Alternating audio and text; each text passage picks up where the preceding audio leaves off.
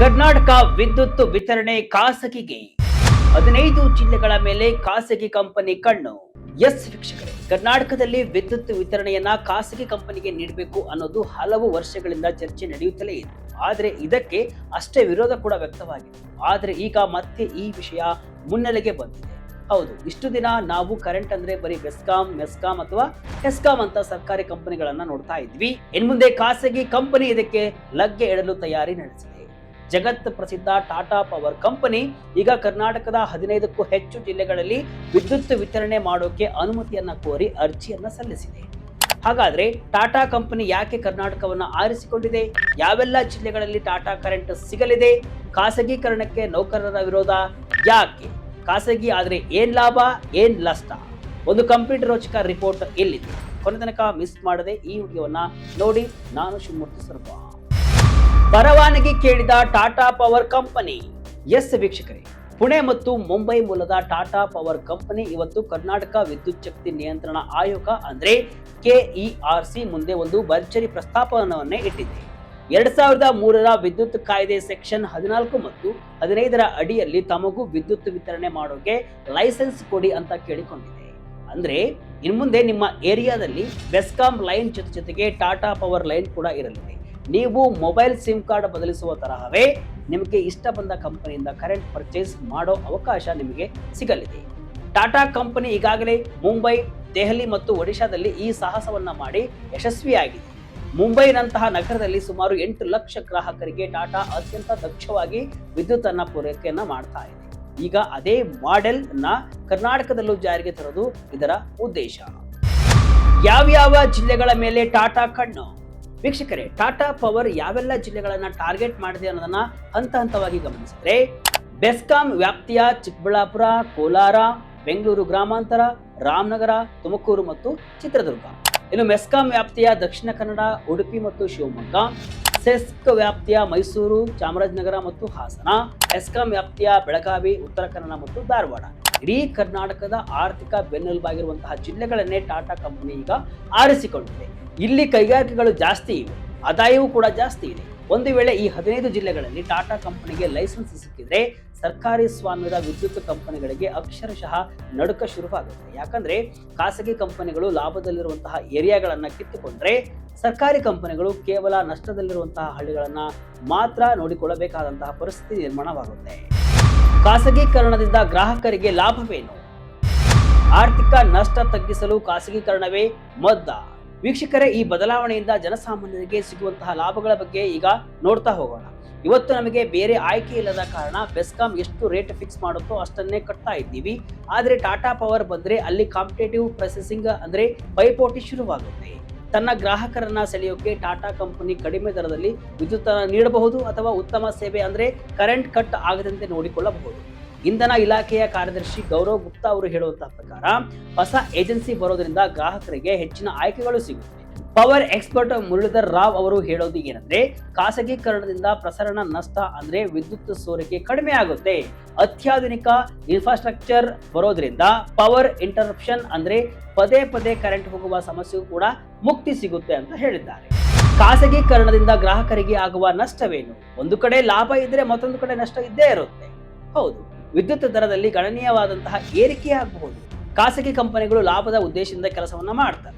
ಮೂಲಸೌಕರ್ಯ ಅಭಿವೃದ್ಧಿ, ತಾಂತ್ರಿಕ ನವೀಕರಣ ಮತ್ತು ನಿರ್ವಹಣಾ ವೆಚ್ಚವನ್ನ ಸರಿದೂಗಿಸಲು ಅವು ನಿಯಮಿತವಾಗಿ ವಿದ್ಯುತ್ ದರವನ್ನ ಹೆಚ್ಚಿಸುತ್ತವೆ.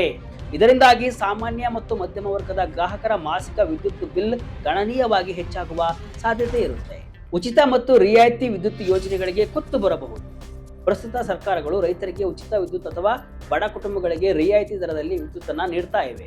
ಖಾಸಗೀಕರಣವಾದರೆ ಇಂತಹ ಸಬ್ಸಿಡಿ ಯೋಜನೆಗಳನ್ನ ಮುಂದುವರಿಸುವುದು ಸರ್ಕಾರಕ್ಕೆ ಕಷ್ಟವಾಗಬಹುದು. ಖಾಸಗಿ ಕಂಪನಿಗಳು ಪ್ರತಿಯೊಂದು ಯೂನಿಟ್ಗೂ ನಿಖರವಾದ ಹಣವನ್ನ ನಿರೀಕ್ಷಿಸುವುದರಿಂದ ಸಬ್ಸಿಡಿ ಹಣವನ್ನ ಸರ್ಕಾರಗಳು ಸಕಾಲಕ್ಕೆ ಪಾವತಿಸದಿದ್ರೆ ಉಚಿತ ವಿದ್ಯುತ್ ನಿಲ್ಲುವ ಅಪಾಯವಿರುತ್ತೆ. ಕಠಿಣ ನಿಯಮಗಳು ಮತ್ತು ದಂಡಗಳು ಅಂದ್ರೆ ಖಾಸಗಿ ಕಂಪನಿಗಳು ಬಿಲ್ ವಸೂಲಾತಿಯಲ್ಲಿ ಅತ್ಯಂತ ಕಠಿಣವಾಗಿರುತ್ತೆ. ಬಿಲ್ ಪಾವತಿ ಸ್ವಲ್ಪ ತಡವಾದರೂ ಕೂಡ ಭಾರಿ ಪ್ರಮಾಣದ ವಿಳಂಬ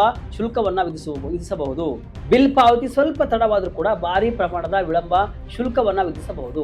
ಮುನ್ಸೂಚನೆ ನೀಡದೆ ತಕ್ಷಣವೇ ವಿದ್ಯುತ್ ಸಂಪರ್ಕವನ್ನ ಕಡಿತಗೊಳಿಸುವಂತಹ ಸಾಧ್ಯತೆ ಹೆಚ್ಚಿರುತ್ತೆ. ರೀಕಲೆಕ್ಷನ್ಗೆ ಭಾರಿ ಶುಲ್ಕ ವಸೂಲಿ ಮಾಡುವ ಸಾಧ್ಯತೆ ಕೂಡ ಇರುತ್ತೆ. ಗ್ರಾಮೀಣ ಭಾಗಗಳ ಕಡೆಗಣನೆ ಖಾಸಗಿ ಸಂಸ್ಥೆಗಳಿಗೆ ನಗರ ಪ್ರದೇಶಗಳಿಗಿಂತ ಹೆಚ್ಚು ಲಾಭ ಸಿಗುತ್ತೆ. ಹೀಗಾಗಿ ಅವು ನಗರ ಪ್ರದೇಶಗಳಿಗೆ ನೀಡುವ ಆದ್ಯತೆ ಮತ್ತು ಗುಣಮಟ್ಟದ ಸೇವೆಯನ್ನ ಲಾಭ ಕಡಿಮೆ ಇರುವ ಗ್ರಾಮೀಣ ಅಥವಾ ದೂರದ ಪ್ರದೇಶಗಳಿಗೆ ನೀಡಲ್ಲ. ಇನ್ನು ಹಳ್ಳಿಗಳಲ್ಲಿ ಲೈನ್ ರಿಪೇರಿ ಅಥವಾ ತಾಂತ್ರಿಕ ದೋಷಗಳನ್ನು ಸರಿಪಡಿಸಲು ವಿಳಂಬ ಧೋರಣೆ ಅನುಸರಿಸಬಹುದು.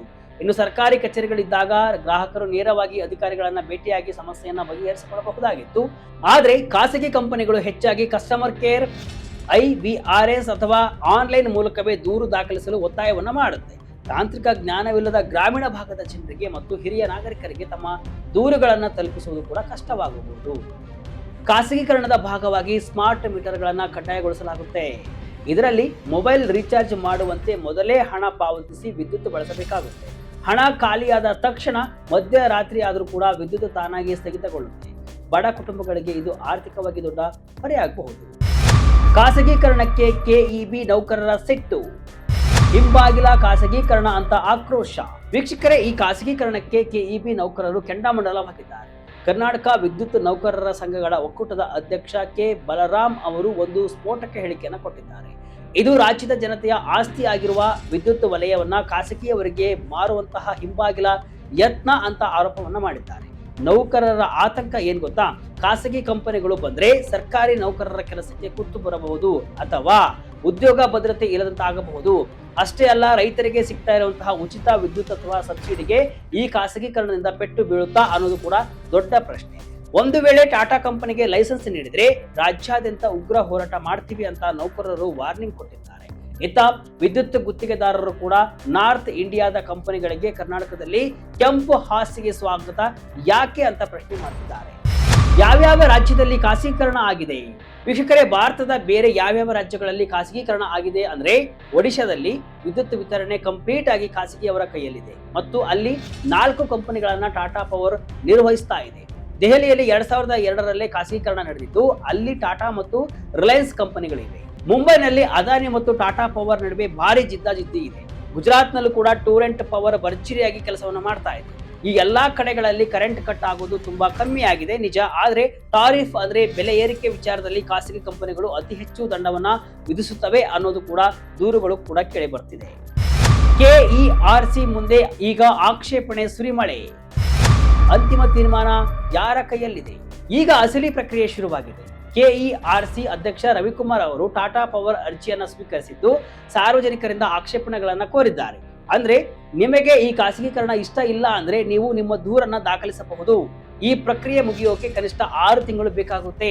ಸರ್ಕಾರಿ ಎಸ್ಕಾಂಗಳು ಇವತ್ತು ಭಾರಿ ಆರ್ಥಿಕ ನಷ್ಟದಲ್ಲಿವೆ. ಈ ನಷ್ಟವನ್ನ ತುಂಬಿಕೊಳ್ಳೋಕೆ ಸರ್ಕಾರಕ್ಕೆ ಈ ಖಾಸಗೀಕರಣ ಅನಿವಾರ್ಯ ಅಂತ ಹೇಳ್ತಿದ್ದಾರೆ. ಆದ್ರೆ ಸಿದ್ದರಾಮಯ್ಯ ಸರ್ಕಾರವು ಒಂದು ಕಡೆ ಉಚಿತ ಗ್ಯಾರಂಟಿಗಳನ್ನು ನೀಡುತ್ತಿರುವಾಗ ಇಂತಹ ಖಾಸಗೀಕರಣದ ನಿರ್ಧಾರ ತೆಗೆದುಕೊಂಡ್ರೆ ಅದು ರಾಜಕೀಯವಾಗಿ ಹೇಗೆ ತಿರುಗುತ್ತೆ ಅನ್ನೋದನ್ನು ಕೂಡ ಕಾದು ನೋಡಬೇಕಾಗಿದೆ. ಒಟ್ಟಾರೆಯಾಗಿ ಹೇಳುವುದಾದ್ರೆ ಕರ್ನಾಟಕದ ವಿದ್ಯುತ್ ಕ್ಷೇತ್ರದಲ್ಲಿ ಈಗ ದೊಡ್ಡ ಬದಲಾವಣೆಯ ಗಾಳಿ ಬೀಸ್ತಾ ಇದೆ. ಟಾಟಾ ಪವರ್ ನಂತಹ ಖಾಸಗಿ ದೈತ್ಯ ಕಂಪನಿಗಳು ಮಾರುಕಟ್ಟೆಗೆ ಲಗ್ಗೆ ಇಡುವುದರಿಂದ ಗ್ರಾಹಕರಿಗೆ ಉತ್ತಮ ಸೇವೆ ಹಾಗೂ ಆಯ್ಕೆಯ ಸ್ವಾತಂತ್ರ್ಯ ಸಿಗಬಹುದು. ಆದರೆ ಈ ಖಾಸಗೀಕರಣದ ಹಿಂದೆ ವಿದ್ಯುತ್ ದರ ಏರಿಕೆಯ ಭೀತಿ, ಉಚಿತ ಗ್ಯಾರಂಟಿ ಯೋಜನೆಗಳಿಗೆ ಎದುರಾಗಬಹುದಾದಂತಹ ಕುತ್ತು ಮತ್ತು ಸರ್ಕಾರಿ ನೌಕರರ ಉದ್ಯೋಗ ಭದ್ರತೆಯ ಪ್ರಶ್ನೆಗಳು ಬೃಹತ್ತಾಗಿ ನಿಂತಿವೆ. ಒಂದು ಕಡೆ ತಾಂತ್ರಿಕ ದಕ್ಷತೆ, ಇನ್ನೊಂದು ಕಡೆ ಜನಸಾಮಾನ್ಯರ ಹಿತರಕ್ಷಣೆಯ ಸವಾಲು ಸರ್ಕಾರದ ಮುಂದಿದೆ. KERC ಈಗ ಸಾರ್ವಜನಿಕರ ಅಭಿಪ್ರಾಯಕ್ಕೆ ಮುಕ್ತ ಅವಕಾಶವನ್ನ ನೀಡಿದ್ದು ಜನರ ಆಕ್ರೋಶ ಮತ್ತು ಆಕ್ಷೇಪಣೆಗಳು ಈ ಪ್ರಕ್ರಿಯೆಯ ಭವಿಷ್ಯವನ್ನ ನಿರ್ಧರಿಸಲಿವೆ. ಅಭಿವೃದ್ಧಿ ಹಾಗೂ ಸಾಮಾಜಿಕ ನ್ಯಾಯದ ನಡುವಿನ ಈ ವಿದ್ಯುತ್ ಸಂಘರ್ಷ ಮುಂದಿನ ದಿನಗಳಲ್ಲಿ ಯಾವ ತಿರುವು ಪಡೆಯಲಿದೆ ಎಂಬುದನ್ನು ನಾವು ಕಾದು ನೋಡಬೇಕಾಗಿದೆ. ಈ ಖಾಸಗೀಕರಣದ ಬಗ್ಗೆ ನಿಮ್ಮ ಒಪಿನಿಯನ್ ಏನು? ಆಗ್ಬೇಕಾ ಅಥವಾ ಇದು ಬೇಡವಾ? ಕಮೆಂಟ್ ಮೂಲಕ ತಿಳಿಸಿ. ಇದಿಷ್ಟು ಇವತ್ತಿನ ವಿಶೇಷ. ಇದೇ ರೀತಿಯ ಹಲವು ವಿಶ್ಲೇಷಣೆ ಮಾಹಿತಿ ಅಷ್ಟೇ ಅಲ್ಲ, ಮನರಂಜನೆಯ ವಿಡಿಯೋಗಳಿಗಾಗಿ ವಿಜಯ ಕರ್ನಾಟಕ ವೆಬ್ಸೈಟ್, ಫೇಸ್ಬುಕ್ ಹಾಗೂ ಯೂಟ್ಯೂಬ್ ಪೇಜ್ ಅನ್ನು ಫಾಲೋ ಮಾಡಿ. ಧನ್ಯವಾದಗಳು.